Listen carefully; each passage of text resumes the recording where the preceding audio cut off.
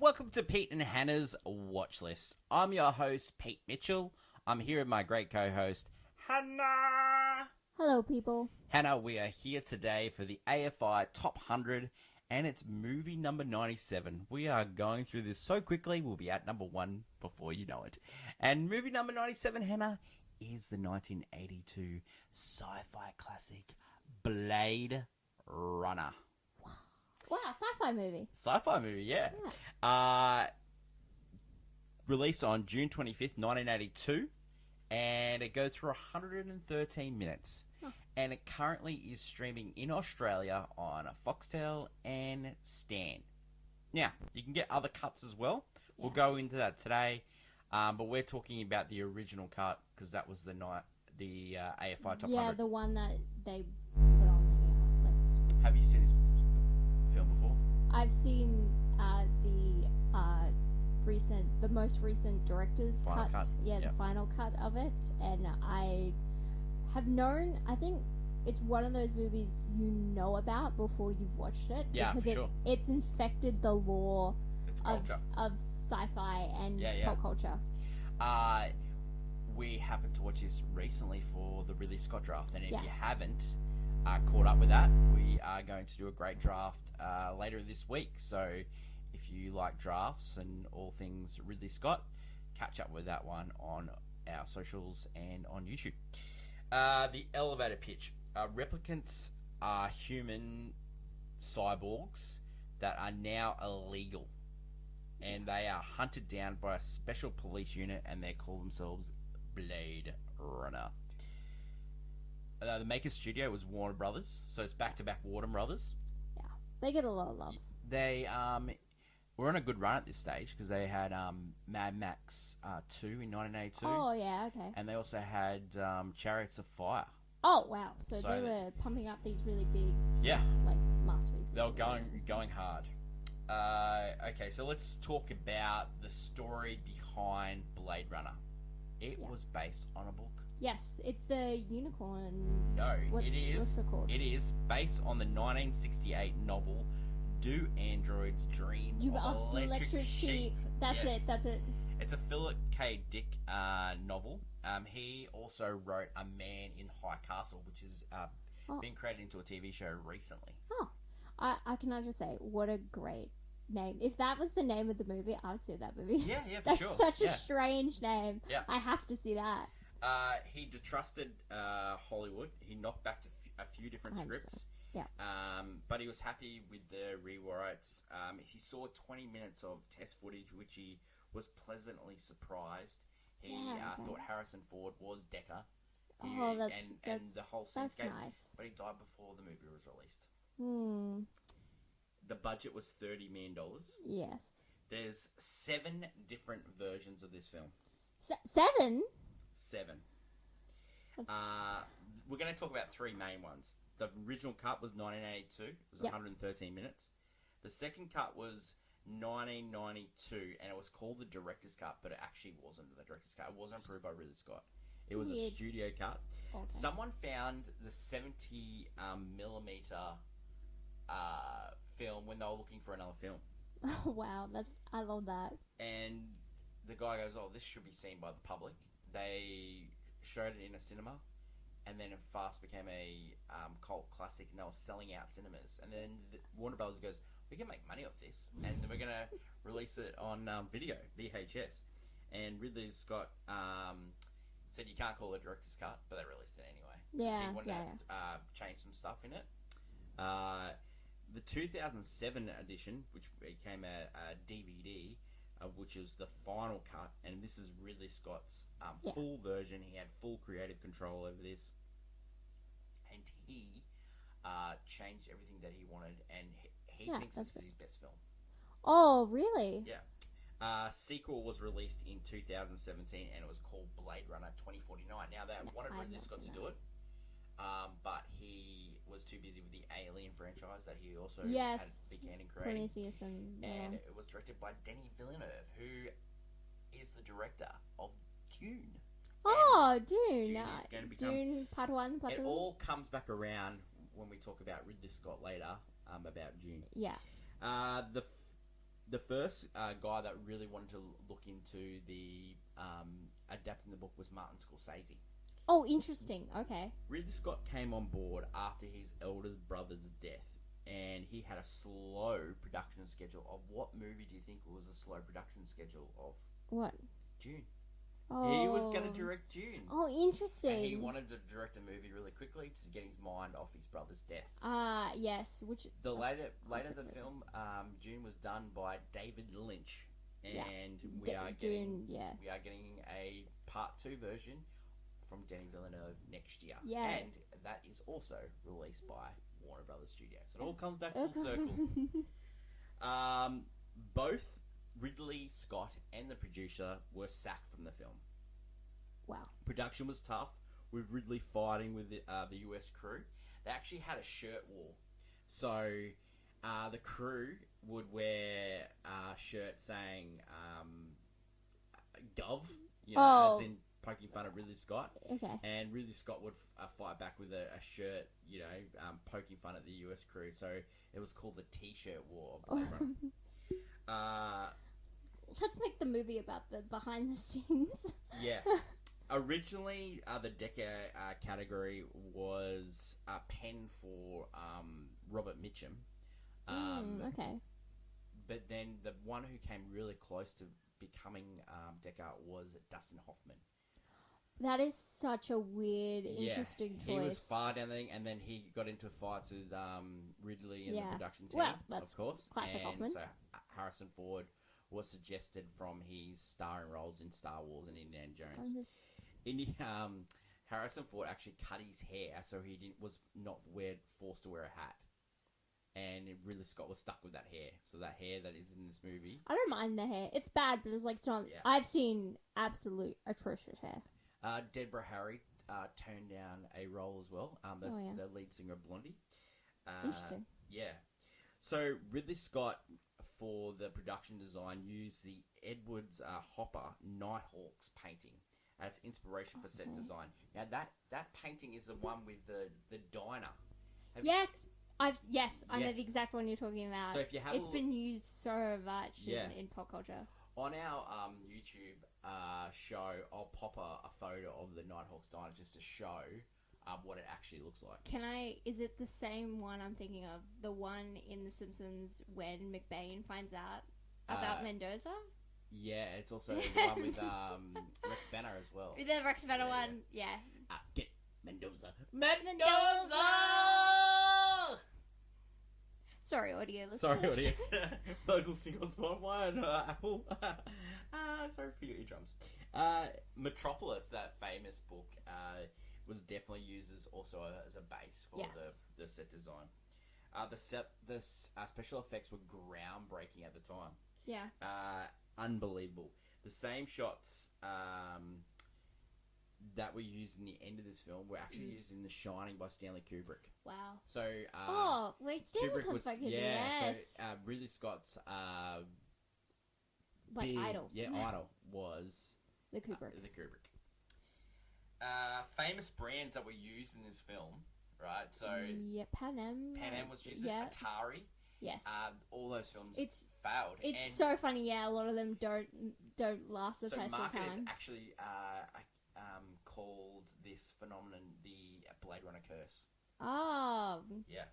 Or just it's another case of like they're the future, depicting so a lot of those brands are retro now and come back in a different sort of way. 100%. So heaps of documentaries about this film. It was really easy to do research for this film, and there was heaps of writings about it. So it was a real, out of all the films that we've done so far, by far the easiest. Yeah, I'd also even easier than Toy Story, which was like a 1995 film. I would also say how much. I think this one's one of the more influential movies on the list entirely. Definitely.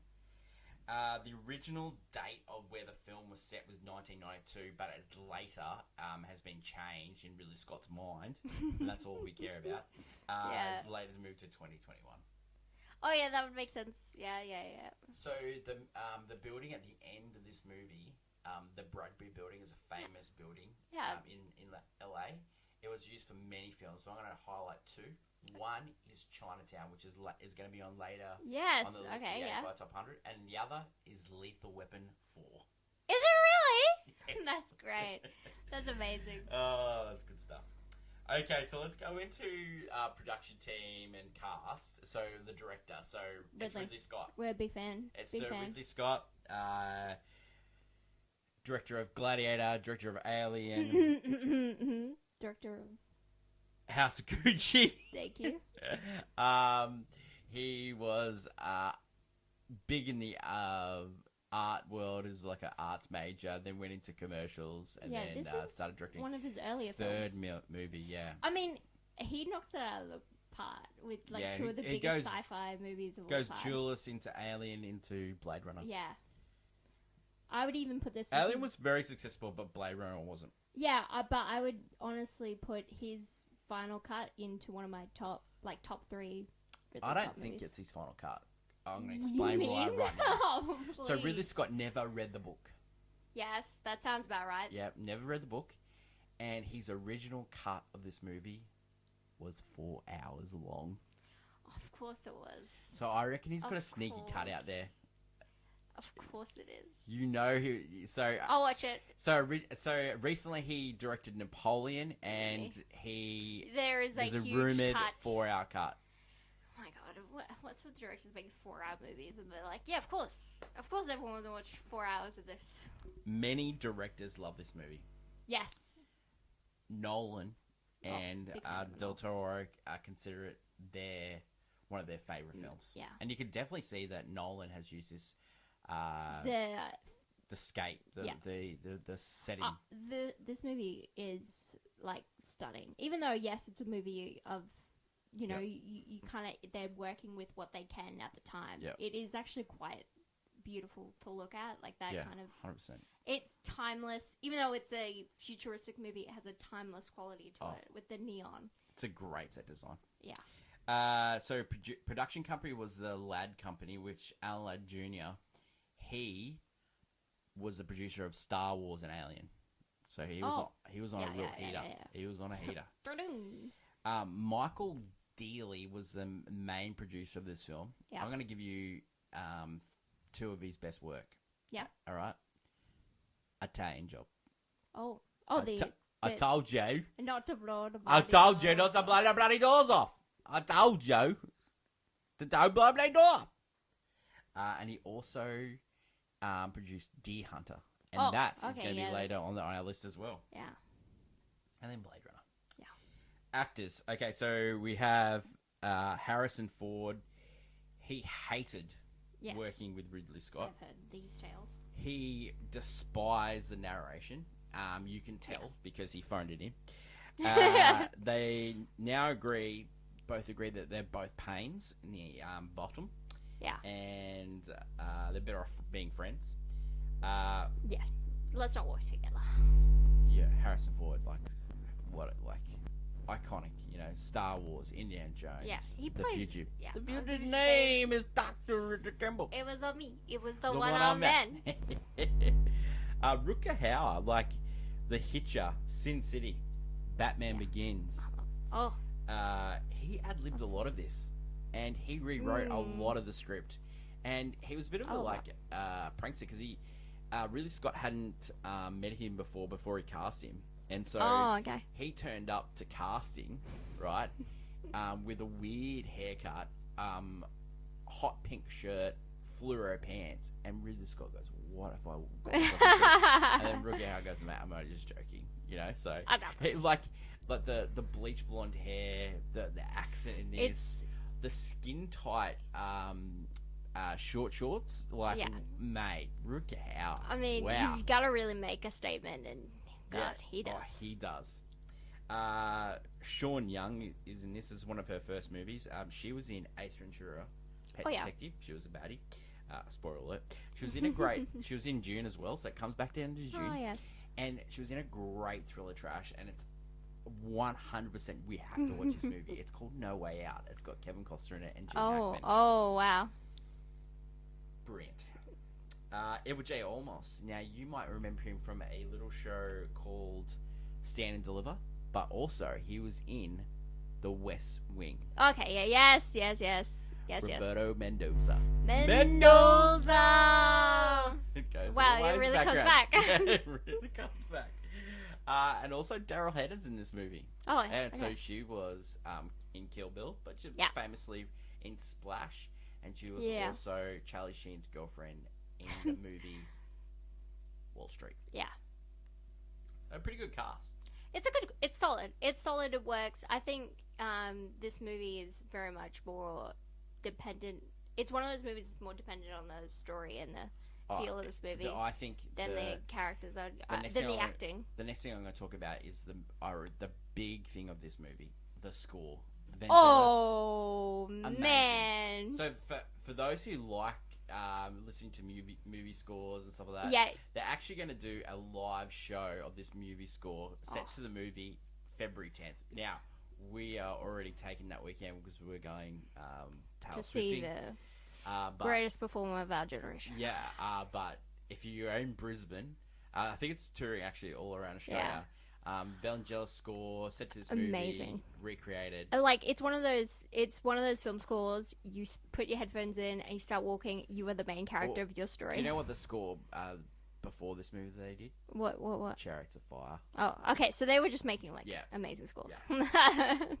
And different as well. Like it's very different. Yeah, and it's unique, and it very much captures what's the vibe of this movie. Original screenplay was Hampton Francher. Philip K. Dick didn't like his take on it. He also wrote the sequel. But the guy that came in did the rewrites. His name's David Peoples, and Philip K. Dick, he got sold on that. He loved it. Oh, okay, yeah. So the Warner Brothers executives had an executive that really liked Philip K. Dick, and he got on with this executive well, and he got this project across the line. Oh, okay, yeah. Okay, so let's talk about reaction at the time of the film. Box office was $40 million, so considered a failure. Yeah, of course.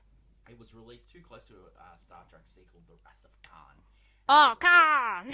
Also released in the same weekend as The Thing. Oh, okay, so we're talking about some of the biggest sci-fi movies. And E.T. Oh, no, not E.T. Yeah, so they didn't do a very good job of releasing it. No. The critics lauded it as a neo-noir foundation of cyberpunk. Yeah. But hated the slow pace and the lack of human story depth. Interesting. It was nominated for 2 Oscars. It was nominated for art direction and special effects. E.T. won for special effects. But I would say that this movie, it was a better job than E.T. Yeah, I guess E.T., I mean, you have that puppetry work and some of the other stuff. But we're talking about E.T., which was like, we're talking about one of the most successful Senor Spielberg movies we've ever seen. Reaction to the film recently, so Rotten Tomatoes is 89%, Metacritic is 84, and Letterboxd is 4.1, with IMDb 8.1, so it's one of the highest ones we've done so far already. Yeah. Anything written about recently? So there was a great book written in 1996 by Paul Salmon that goes into more depth of this story. The story of it? Yes, of the movie? How the movie was made. Yes, so, okay. So I got a lot of my information from this. So, well done, Paul Salmon. Roger Ebert praised the visuals but said the story was so thin. That's so strange. So thin. Hot take. Do you have a hot take this week, Hen? So every Thursday we do a great segment called Clickbait, which you can get on YouTube, Apple Podcasts, and Spotify. What is your hot take this week? My hot take about this movie, well, besides the fact that director's cuts are sorely needed, 100%, because the original cut of this movie is not great. No. Absolutely horrendously garbage. Yeah. Compared to what, like, the final cut of this, the most recent final cut, as you say. Director cuts are sorely needed. I honestly, there's nothing truly like where I'd be like, oh, this shouldn't be in this movie, or this movie should be, because what's interesting about, I think it's just the original version of this movie is probably the worst version of the movie. That's my biggest take from it.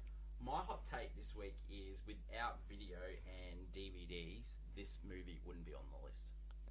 Okay, interesting. So you think it this wouldn't? movie got love because of which VHS. Well, there's a lot of movies on this list actually. That's the same kind of deal, especially some of the older films on this list. Of the reissue, yeah. I would say the reissue of the movie got the praise it's sorely down the line, but I meant there are a few movies this movie especially because it didn't make any money, it didn't win any Oscars. Critically was panned a little bit. Yeah. But people rewatching it, it got into the zeitgeist, and I think loved it.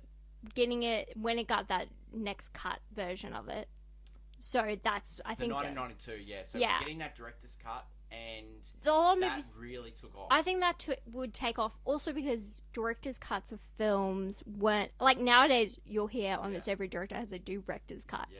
But I think it's so rare to have... The final cut was released the same year that this list was revisited. Yes. So... which is interesting. Yeah, so the fact that I think this movie was probably selected off the director's cut. You know. Yeah, and they just put, whatever the... But they on the AFI list, it's definitely 1982 version. Can we talk about the ending of this movie?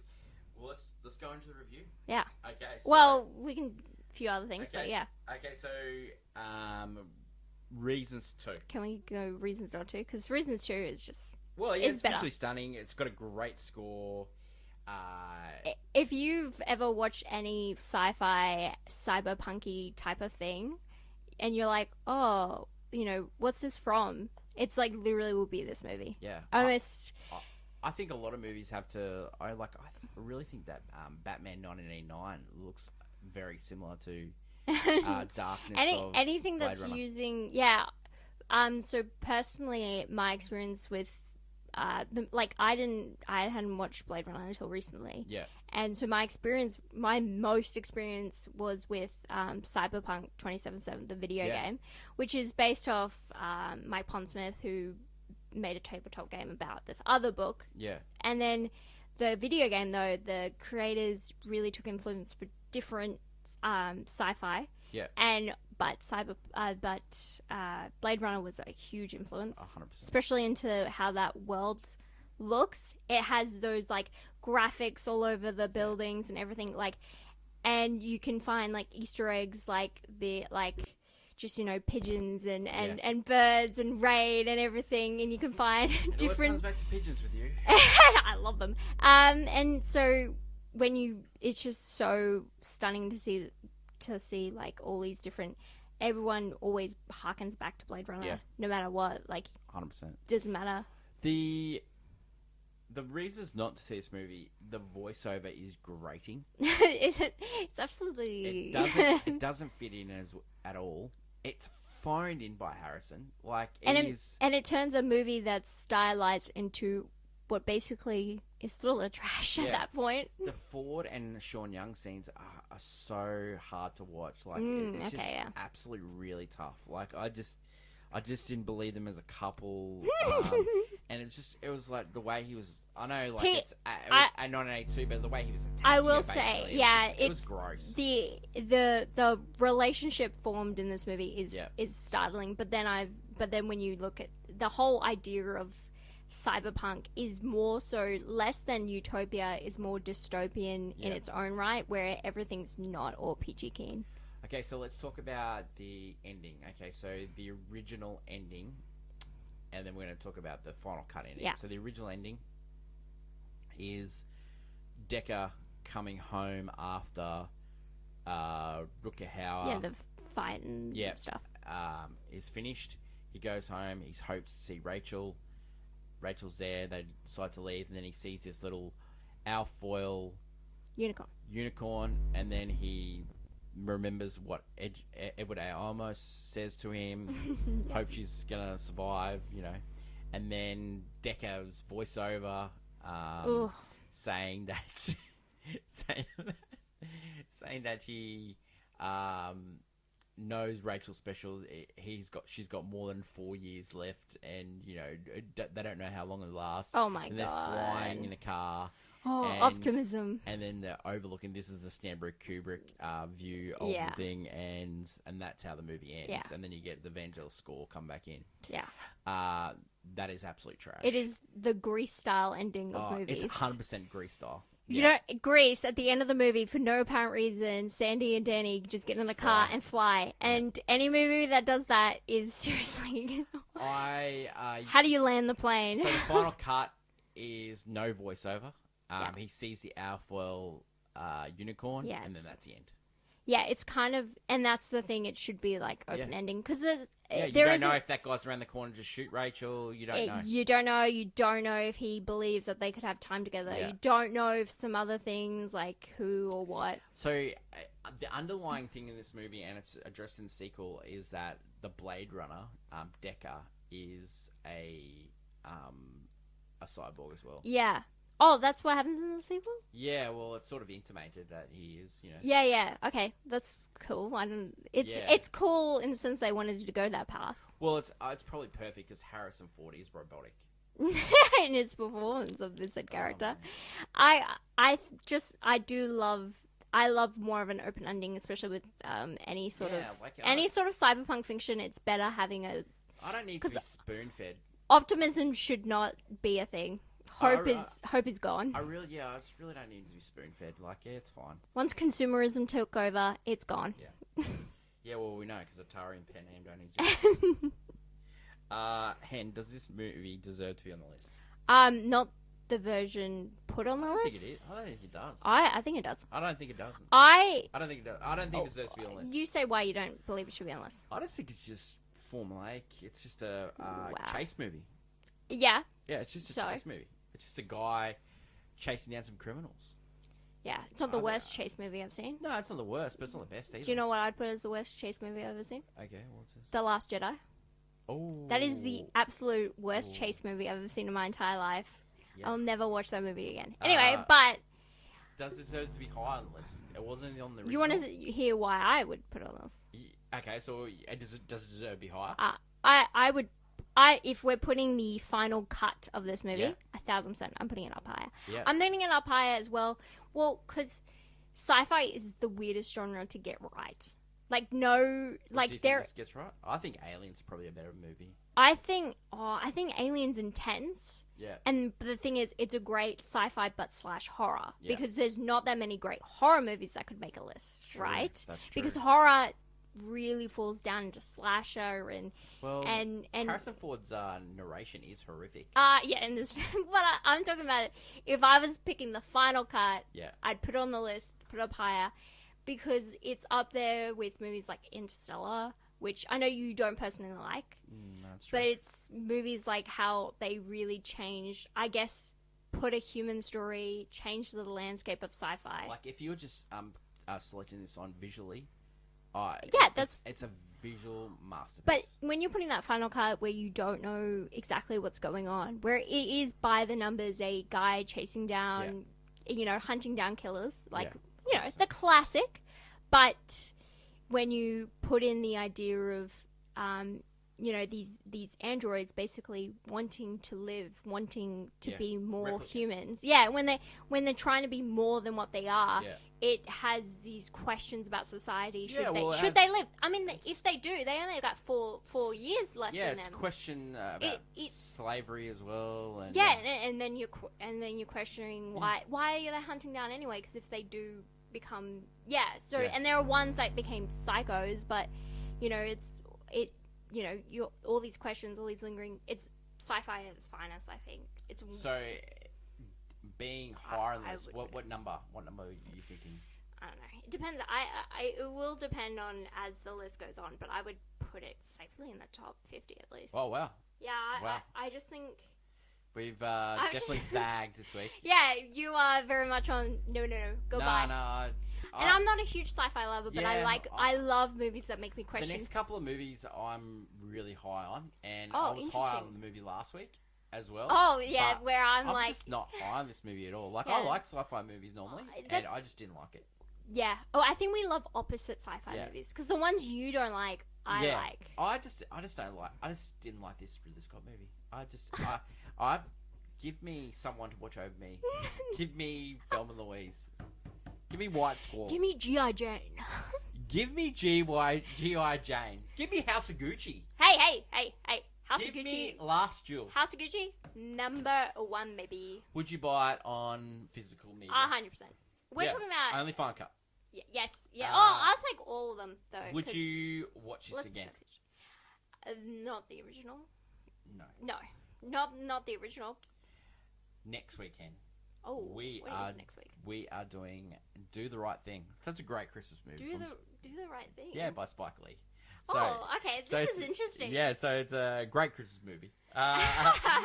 Don't forget to leave feedback, good or bad, and we'll read the best ones on the show. Last week we received some feedback from Mummy Clicker on Instagram saying that D Lovely, the Cole Porter biopic, is a great example of a biopic, especially because it didn't have any artist interference. Because Cole Porter was dead. Yeah, well, it wasn't. It didn't matter. It doesn't matter if the artist is alive or dead.